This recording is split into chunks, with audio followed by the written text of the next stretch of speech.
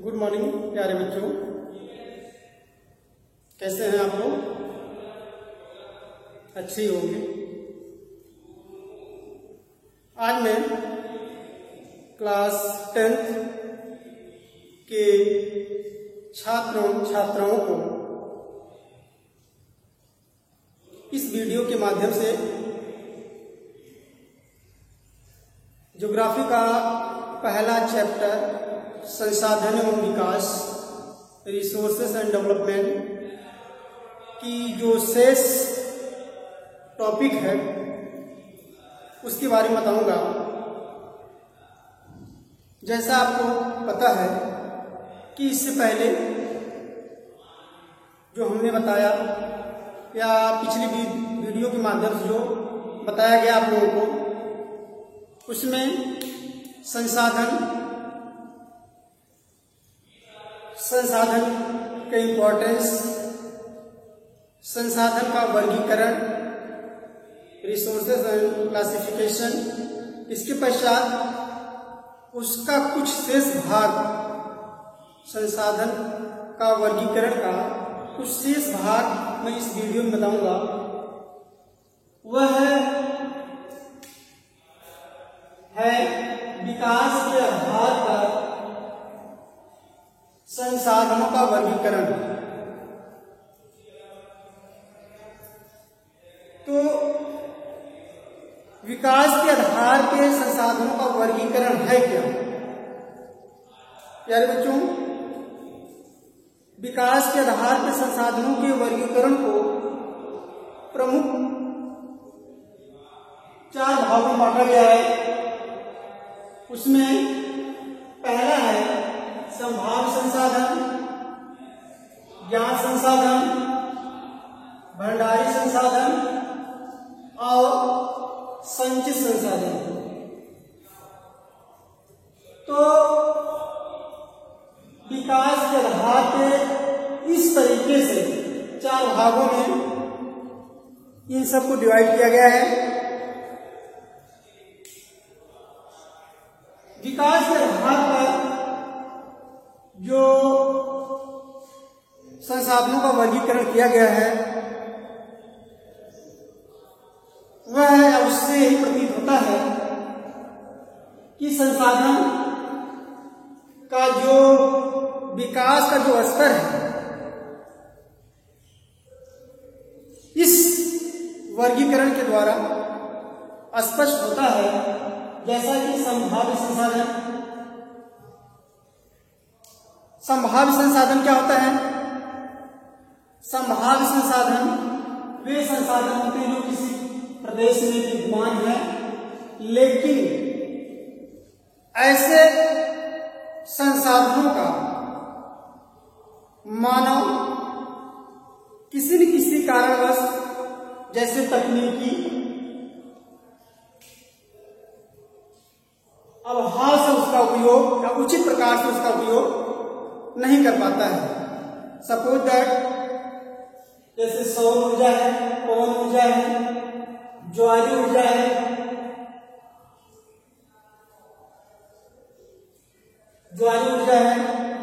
ये सब संसाधन या इन सब संसाधनों का यदि अब तकनीकी रूप से उपयोग किया जाता है तो लाजमी है कि संसाधन के क्षेत्र में इन सब संसाधनों का एक अपना अलग इम्पोर्टेंस होगा और देश की अर्थव्यवस्था में इसका प्रत्यक्ष रूप से लाभ पहुंचेगा।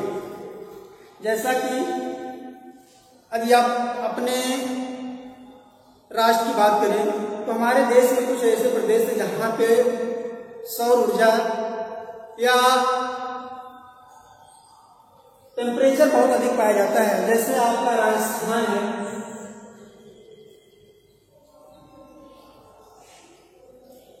यहाँ पे या यहाँ का अधिकांश भाग क्या है? डिजर्ट है, जिसकी वजह से यहाँ का जो एटमॉस्फेयर है हमेशा या खासकर जो ग्रीष्म काल में बहुत ज्यादा टेम्परेट होता है, जिसकी वजह से यहाँ पे तापमान अधिक पाया जाता है। और यदि यहाँ पर सोलर सिस्टम के द्वारा एनर्जी प्राप्त की जाती है, तो जान लीजिए वह या उसके द्वारा जो एनर्जी मिलेगी वह इस राज्य के लिए बहुत ही मायने रखेगी। तो कहीं न कहीं उसका हम लोग उपयोग उचित प्रकार से यूँ कहें कि सौर ऊर्जा, पवन ऊर्जा या ज्वारी ऊर्जा, इन सब का अधिक प्रकार से या उचित प्रकार से विद्युत का उपयोग में नहीं ला पा रहे हैं जितना होना चाहिए। लेकिन फिर भी हम लोग कुछ हद तक इसका उपयोग करने में समर्थ हुए हैं या उपयोग किया जा रहा है इस आधुनिक समय में। अब इसके बाद विकास के आधार पर जो संसाधनों का अगला वर्गीकरण है वह है ज्ञान संसाधन। देखिए, ज्ञान संसाधन वे संसाधन होते हैं जिनको हम रिकॉग्नाइज करके पता लगाकर फाइंड आउट करते हैं और उसका उपयोग अपने दैनिक जीवन में या राष्ट्र अपने आर्थिक विकास में कर रहा है। जैसे इसके अंतर्गत आपका कोयला है, पेट्रोलियम है, नेचुरल गैस है, प्राकृतिक गैस है,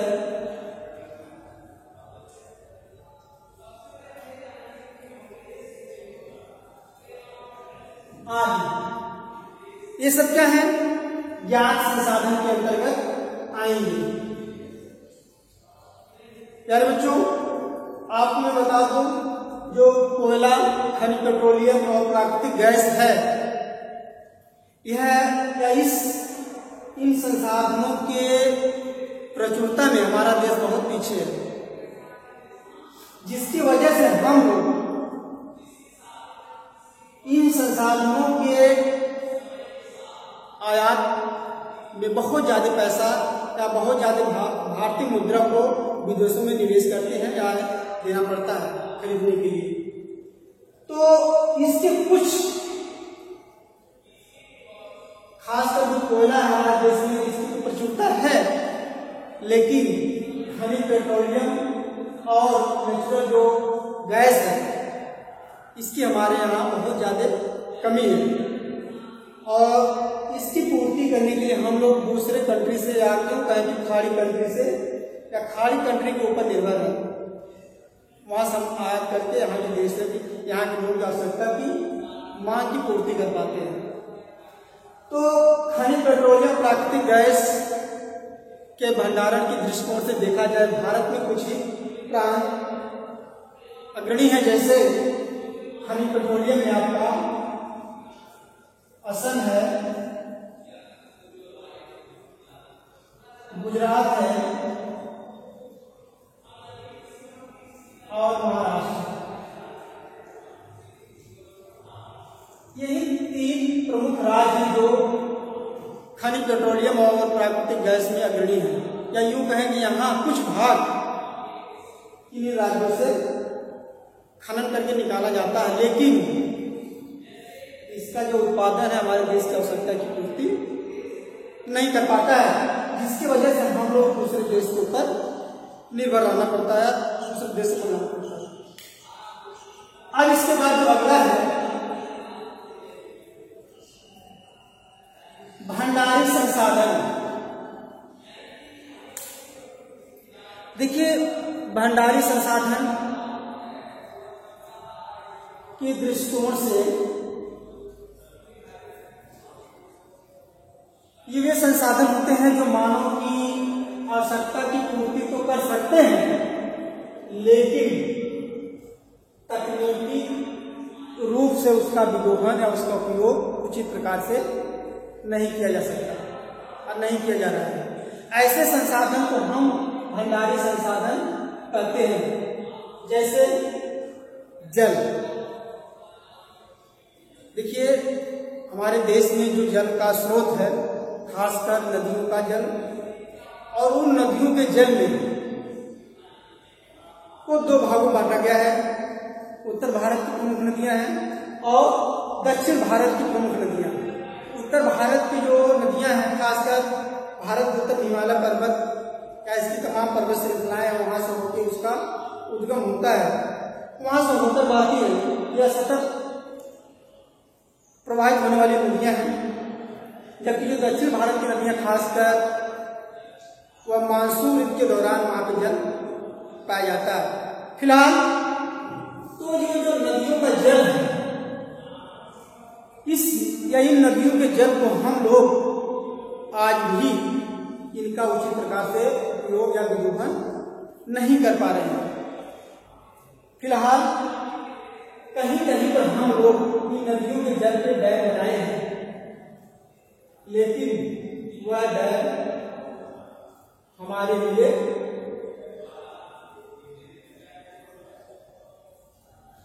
अधिक नहीं है। कुछ ही खास नदियों पे डैम बनाया गया है। जैसे देखा जाए कुछ प्रमुख नदियों के जो बांध बनाए गए हैं, उसमें आपका सतलुज नदी है,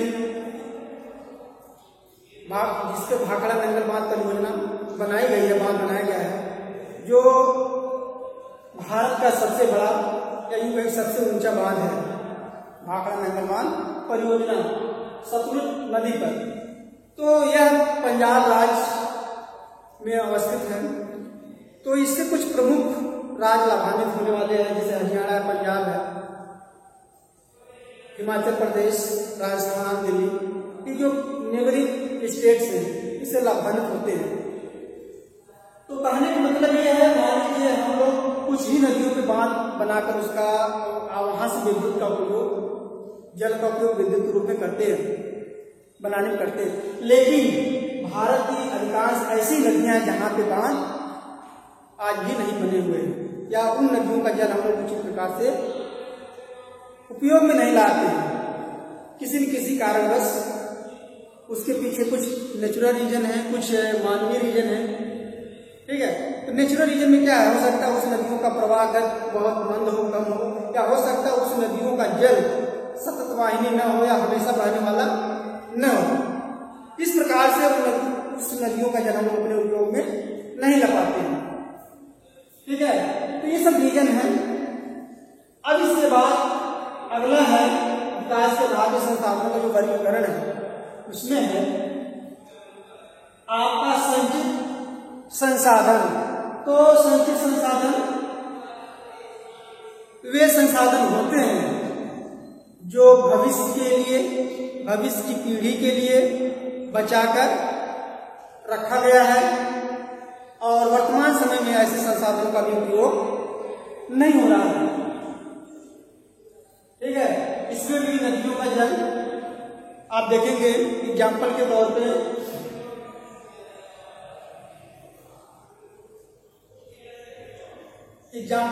देखेंगे संयुक्त राज्य अमेरिका जो है, यहाँ या यह राष्ट्र अपने अधिकांश खनिज संसाधनों, खासकर खनिज पेट्रोलियम का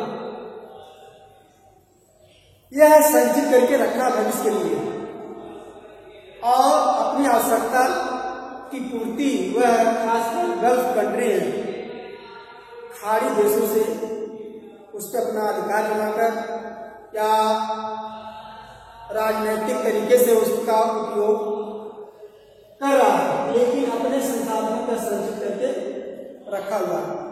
ऐसा माना जाता है संयुक्त अमेरिका का जो अधिकांश जो नदियां हैं, इन नदियों के तट पर तमाम खनिज पेट्रोलियम के भंडारण पाए गए हैं। वहां ड्रिलिंग करके या उन नदियों के तटों पर ड्रिलिंग करके उसको संचित करके भविष्य के लिए रखा है। यदि हम लोग बात करें पूरे, यदि भारत की बात करते हैं, तो भारत का जो अधिकांश पार्ट है, भारत का जो समुद्र तटीय एरिया है, ये एरिया यहाँ भी कुछ संसाधन की प्रचुरता है। या भारत का जो ये उत्तरी मैदान का तराई एरिया है, यहाँ भी खनिज पेट्रोलियम की संभावनाएं हैं, लेकिन तकनीकी तरीके से इनका कभी विरोध या उपयोग नहीं किया जा रहा है। तो हो सकता है फ्यूचर में इनका उपयोग किया जाए। तो ऐसे संसाधन हमारे देश में संभाव संसाधन के अंतर्गत आ सकते हैं। संभवतः यदि यहाँ पर खनिज पेट्रोलियम भंडारण मिल जाते हैं। अब इसके बाद यदि हम लोग बात करें संसाधनों का जो वर्गीकरण किया गया है उस आधार पे, तो उस दृष्टिकोण से संसाधन का जो राष्ट्र में देश में जो प्रचुरता है या जो हमारे देश में पाए जाते हैं उस परिप्रेक्ष्य में संसाधन की बहुत ज्यादा असमानता है उसकी प्रचुरता में। और इस परिप्रेक्ष्य में भारत के हर प्रांतों में अलग अलग प्रकार के अलग अलग तरह के संसाधन पाए जाते हैं। जैसे अभी हम छोटा नागपुर का क्षेत्र या मालवा का पठार या दक्षिण भारत के कुछ राज्यों की चर्चा करें तो हर क्षेत्रों में अलग अलग प्रकार के संसाधन पाए जाते हैं। उन संसाधनों में खासकर जो छोटा नागपुर का पठार या मालवा का पठार है, यहाँ खनिज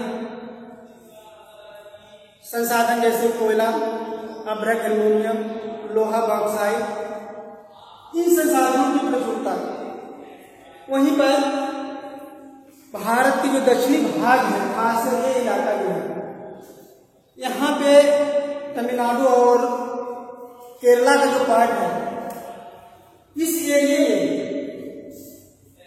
कुछ प्रमुख प्रकार का खनिज संसाधन पाए जाते हैं। कोयला पाया जाता है, उसमें एक खास प्रकार का लिग्नाइट कोयला। तो इसकी हम लोग जो चर्चा या विस्तृत अध्ययन जो खनिज संसाधन है उसका विस्तृत अध्ययन हम लोग एक चैप्टर मिलेगा खनिज संसाधन,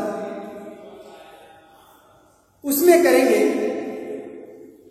ठीक है, तो कहने मतलब यह है भारत में जो संसाधन पाए जाते हैं वह हर राज्यों में, हर प्रांतों में उनकी असमानता है, उनका जो वितरण है उसमें असमानता पाई जाती है।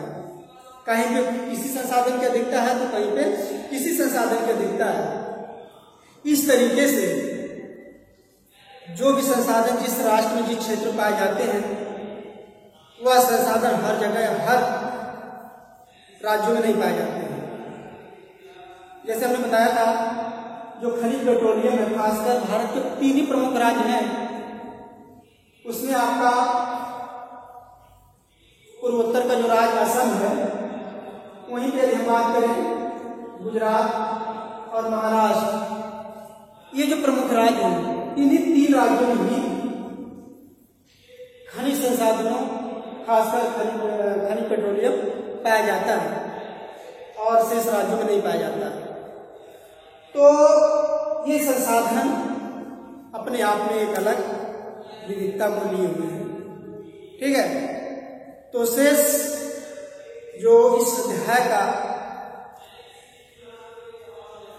शेष भाग है मैं अगली वीडियो में आप लोगों को बताऊंगा।